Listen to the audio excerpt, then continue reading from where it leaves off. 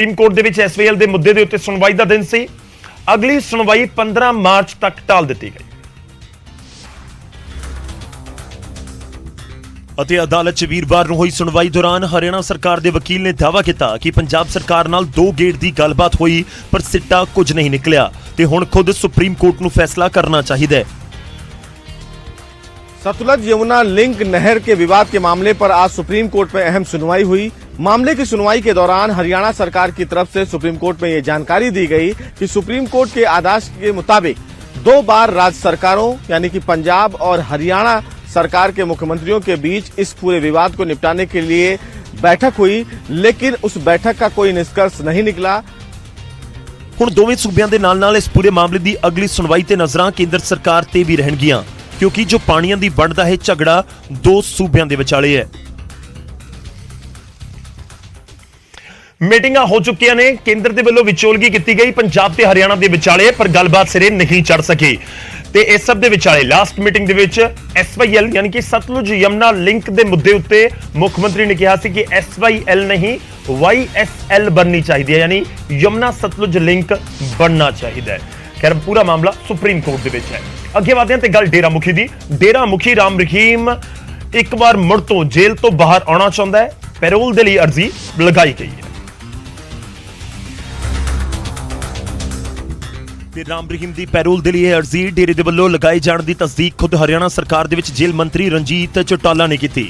News 18 ਨਾਲ ਗੱਲ ਕਰਦਿਆਂ ਚੌਟਾਲਾ ਨੇ ਇਸ ਨੂੰ ਇੱਕ ਕੈਦੀ ਦਾ ਹੱਕ ਦੱਸਿਆ ਤੇ ਕਿਹਾ ਕਿ ਉਹਨਾਂ ਇਸ ਅਰਜ਼ੀ ਨੂੰ ਅੱਗੇ ਕਾਰਵਾਈ ਦੇ ਲਈ ਭੇਜ ਦਿੱਤਾ ਹੈ। एक बड़ा रेगुलर फीचर है कि जब पैरोल के लिए एप्लीकेशन लगाएंगे तो हम उनकी एप्लीकेशन फॉरवर्ड कर देते हैं।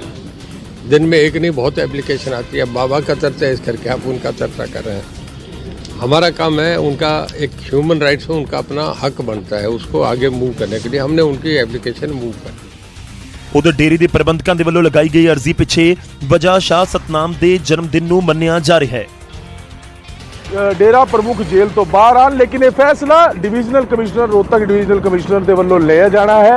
तो यह भी सवाल होने हैं कि डेरा प्रमुख नूं अगर पैरोल मिलती है तो की वो सरसे आएंगे या पिछली बार तरह बागपत दे विच जाणगे। हुण इंतजार इस गल दा कि डेरा मुखी नूं एक बार मुड़ तो पैरोल मिलती है जां फिर नहीं।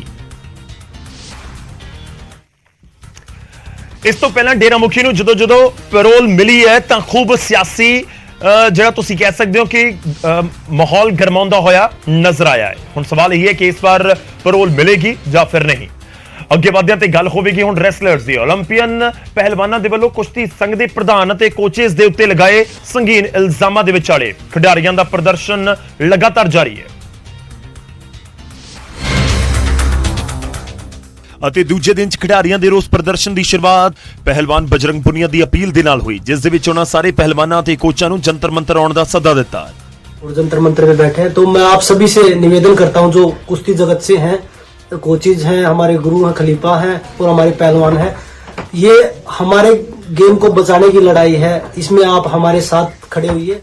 ਬਜਰੰਗ ਪੁਨੀਆ ਦੀ ਇਸ ਅਪੀਲ ਤੋਂ ਬਾਅਦ ਪਹਿਲਵਾਨ ਜੰਤਰ ਮੰਤਰ ਪਹੁੰਚੇ ਅਤੇ ਸ਼ੁਰੂਆਤ ਮੌਨ ਵਰਤ ਰੱਖਣ ਦੇ ਨਾਲ ਹੋਈ। ਇਸ ਦੌਰਾਨ ਇਹਨਾਂ ਪਹਿਲਵਾਨਾਂ ਨੇ ਮੀਡੀਆ ਤੋਂ ਵੀ ਦੂਰੀ ਬਣਾ ਕੇ ਰੱਖੀ। ਇਸ ਵਿਚਾਲੇ ਕੇਂਦਰ ਦੇ ਵੱਲੋਂ ਇਹਨਾਂ ਪਹਿਲਵਾਨਾਂ ਨੂੰ ਮਿਲਣ ਦੇ ਲਈ ਬਬੀਤਾ ਫੋਗਾਟ ਨੂੰ ਧਰਨੇ ਵਾਲੀ ਥਾਂ ਤੇ ਭੇਜਿਆ ਗਿਆ, ਜਿਸ ਤੋਂ ਬਾਅਦ ਇਹਨਾਂ ਪਹਿਲਵਾਨਾਂ ਨੂੰ ਖੇਡ ਮੰਤਰਾਲੇ 'ਚ ਸੱਦਿਆ ਗਿਆ। ਕੇਂਦਰ ਸਰਕਾਰ ਦੇ ਵੱਲੋਂ ਜਿੱਥੇ ਇਸ ਪੂਰੇ ਮਾਮਲੇ ਤੇ 72 ਘੰਟਿਆਂ 'ਚ ਰਿਪੋਰਟ ਮੰਗੀ ਗਈ ਹੈ, ਪਰ ਕੇਂਦਰ ਸਰਕਾਰ ਦੇ ਨਾਲ ਮੀਟਿੰਗ ਤੋਂ ਬਾਅਦ ਪਹਿਲਵਾਨਾਂ ਨੇ ਕਿਹਾ ਕਿ ਮੀਟਿੰਗ ਦੇ ਵਿੱਚ ਕੋਈ ਠੋਸ ਫੈਸਲਾ ਨਹੀਂ ਹੋਇਆ ਅਤੇ ਉਹ ਹੁਣ FIR ਦਰਜ ਕਰਵਾਉਣਗੇ। वो कौन होते हैं डिसाइड करने वाले, वो कब रिजाइन करेंगे? हमारे साथ गलत हुआ है, उनके साथ गलत हुआ है, वो डिसाइड करेंगे क्या कब क्या होगा? हम डिसाइड करेंगे कब वो रिजाइन देंगे। और आज अगर ठोस कार्रवाई नहीं हुई तो कल हम और भी ठोस कार्रवाई की कोशिश पूरी। इन्हां रैसलर का समर्थन करने के लिए द्रोणाचार्य अवार्डी कुश्ती कोच महावीर फोगाट भी जंतर मंतर पहुंच गए। कोई भी जो अध्यक्ष है फेडरेशन के, तो उसमें जो सवाल उठाना सिर्फ नुकसान उठाना है। जो आज जो इन्होंने हिम्मत करके ये जो सवाल उठाया है तो मैं तुम्हें हिम्मत है इनकी, क्यों जो फेडरेशन का अध्यक्ष ब्रजभूषण बाहुबली है, किसी को जो धमकी दे देता है तेरे कुश्ती से बाहर कर दूंगा, तेरे पर अनुशासन नहीं तय करा ला, तेरे कुश्ती नहीं लड़ने दूंगा। पूरा मामला उस वेले गरमाया जदों बीते दिन पहलवानां ने कुश्ती फैडरेशन के अंदर गड़बड़ी का सवाल चुकिया सी ते फैडरेशन नूं भंग करन दी मंग कीती सी। ਤਾਂ ਉਧਰ ਖਿਡਾਰੀਆਂ ਦੇ ਇਸ ਪ੍ਰਦਰਸ਼ਨ ਤੋਂ ਬਾਅਦ ਫੈਡਰੇਸ਼ਨ ਦੇ ਪ੍ਰਧਾਨ ਨੇ ਇਸ ਨੂੰ ਨਵੇਂ ਨਿਯਮਾਂ ਦੇ ਵਿਰੋਧ ਦਾ ਮਾਮਲਾ ਕਰਾਰ ਦੇ ਦਿੱਤਾ ਅਤੇ ਭਾਰਤੀ ਕੁਸ਼ਤੀ ਫੈਡਰੇਸ਼ਨ ਦੇ ਪ੍ਰਧਾਨ ਬ੍ਰਿਜਭੂਸ਼ਣ ਸ਼ਰਨ ਸਿੰਘ ਨੇ ਦਾਅਵਾ ਕੀਤਾ ਕਿ ਪਿਛਲੇ 10 ਸਾਲਾਂ ਦੇ ਵਿੱਚ ਉਹਨਾਂ ਨੇ ਨਿਯਮਾਂ ਦੇ ਵਿੱਚ ਤਬਦੀਲੀ ਕਰਕੇ ਨਵੇਂ ਖਿਡਾਰੀਆਂ ਦੇ ਲਈ ਵਧੇਰੇ ਮੌਕੇ ਦਿੱਤੇ ਨੇ ਜਿਸ ਦਾ ਵਿਰੋਧ ਹੋ ਰਿਹਾ ਹੈ।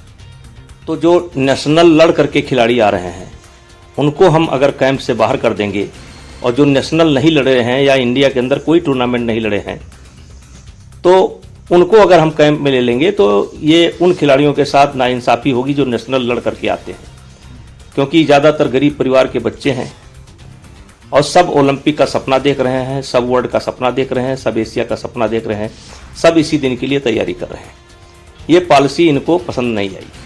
ਕੌਮੀ ਫੈਡਰੇਸ਼ਨ ਦੇ ਪ੍ਰਧਾਨ ਦੀ ਗੱਲ ਦਾ ਸਮਰਥਨ ਹਰਿਆਣਾ ਕੁਸ਼ਤੀ ਫੈਡਰੇਸ਼ਨ ਦੇ ਪ੍ਰਧਾਨ ਦੇ ਵੱਲੋਂ ਵੀ ਕੀਤਾ ਗਿਆ। मैं एक बात आप सबको बताना चाहूँगा कि ये जंतर मंतर पे बैठकर ओलंपियन और इंटरनेशनल खिलाड़ी नहीं बने हैं। इन्हीं खिलाड़ियों के मुंह से मैंने 1000 बार बजरंग पूनिया और दूसरे खिलाड़ियों के मुंह से ये सुना है, और भारतीय कुश्ती संघ के अध्यक्ष ने जो कुश्ती को जिस मुकाम पे लेके गए हैं उनकी तारीफ में इतने कसीदे पढ़ते हुए मैंने देखा स्टेजों पे भी और खुद में भी, और आज वो इस तरह की बातें कर रहे हैं।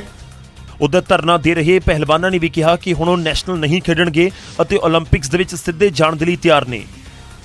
खेलेगा जितने आ रहे हैं कोई नेशनल नहीं खेलेगा। हम खिलाड़ी सारे सीधे ओलंपिक्स में जाने को तैयार हैं। ਖਿਡਾਰੀਆਂ ਦੇ ਰੋਸ ਜ਼ਾਹਰ ਕਰਨ ਪਿੱਛੇ ਅਸਲ ਵਜ੍ਹਾ ਕੀ ਹੈ, ਇਹ ਸਪਸ਼ਟ ਹੋਣਾ ਵੀ ਅਜੇ ਜ਼ਰੂਰੀ ਹੈ। ਉਧਰ ਖਿਡਾਰੀਆਂ ਦੇ ਇਸ ਪ੍ਰਦਰਸ਼ਨ ਨੂੰ ਲੈ ਕੇ ਕਿਉਂਕਿ 올림픽 ਦੇ ਵਿੱਚ ਮੈਡਲ ਜਿੱਤਣ ਵਾਲੇ ਖਿਡਾਰੀ ਵੀ ਜੰਤਰ ਮੰਤਰ ਤੇ ਧਰਨਾ ਪ੍ਰਦਰਸ਼ਨ ਕਰ ਰਹੇ ਨੇ ਤਾਂ ਪੂਰੀ ਦੁਨੀਆ ਦੀ ਨਜ਼ਰਾਂ ਉਸ ਦੇ ਉੱਤੇ ਨੇ, ਤਾਂ ਖਿਡਾਰੀਆਂ ਦੇ ਇਸ ਪ੍ਰਦਰਸ਼ਨ ਨੂੰ ਲੈ ਕੇ ਸਿਆਸਤ ਵੀ ਦੇਸ਼ ਦੇ ਵਿੱਚ ਗਰਮਾਈ ਹੋਈ ਹੈ। ਹਰਿਆਣਾ ਦੇ ਵਿੱਚ ਕਾਂਗਰਸ ਨੇ ਤਾਂ ਸਰਕਾਰ ਦੇ ਖਿਲਾਫ ਮੋਰਚਾ ਖੋਲ੍ਹ ਦਿੱਤਾ। सरकारों की चुप्पी देश के हर नागरिक के दिल में चुभ रही है, चाहे वो भारत सरकार हो चाहे वो हरियाणा सरकार हो। हमारे खिलाड़ियों का मान सम्मान बहाल करने की जिम्मेदारी सरकार ले, तुरंत कार्रवाई हो। पहली मांग है कि कुश्ती संघ को बर्खास्त किया जाए। ਉਧਰ ਕੇਂਦਰ ਸਰਕਾਰ ਦੇ ਵਿੱਚ ਮੰਤਰੀ ਸੰਜੀਵ ਬਾਲਿਆਣ ਨੇ ਕਿਹਾ ਕਿ ਸਰਕਾਰ ਇਸ ਪੂਰੇ ਮਾਮਲੇ ਨੂੰ ਗੰਭੀਰਤਾ ਦੇ ਨਾਲ ਲੈ ਰਹੀ ਹੈ। अगर खिलाड़ियों का कोई कंसर्न है तो उनकी बात पर तवज्जो भी दी जानी चाहिए, उनसे वो भी होना चाहिए। मैंने भी आज बजरंग पूनिया, चूंकि सभी खिलाड़ियों से मेरा परिचय रहता है, मैंने उनसे आज फ़ोन पर बात की थी। खिलाड़ियों के जो भी कंसर्न है उस पर ध्यान सरकार जरूर निश्चित रूप से देगी, ऐसा मुझे विश्वास है। ਖਿਡਾਰੀਆਂ ਦੇ ਮਾਮਲੇ ਦੇ ਵਿੱਚ ਖਾਪ ਪੰਚਾਇਤਾਂ ਵੀ ਨਿਤਰੀਆਂ ਤੇ ਦਾਦਰੀ ਦੇ ਵਿੱਚ ਖਾਪ ਪੰਚਾਇਤਾਂ ਨੇ ਖਿਡਾਰੀਆਂ ਨੂੰ ਸਮਰਥਨ ਦਾ ਐਲਾਨ ਕੀਤਾ।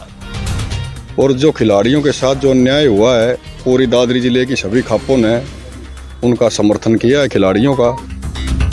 ਖਿਡਾਰੀਆਂ ਦੇ ਮਾਮਲੇ ਤੇ ਸਿਆਸੀ ਧਿਰਾਂ ਦਾ ਪ੍ਰਤੀਕਰਮ ਇਸ ਮਾਮਲੇ ਨੂੰ ਇੱਕ ਨਵਾਂ ਮੋੜ ਦਿੰਦਾ ਹੋਇਆ ਵੀ ਨਜ਼ਰ ਆ ਰਿਹਾ ਹੈ।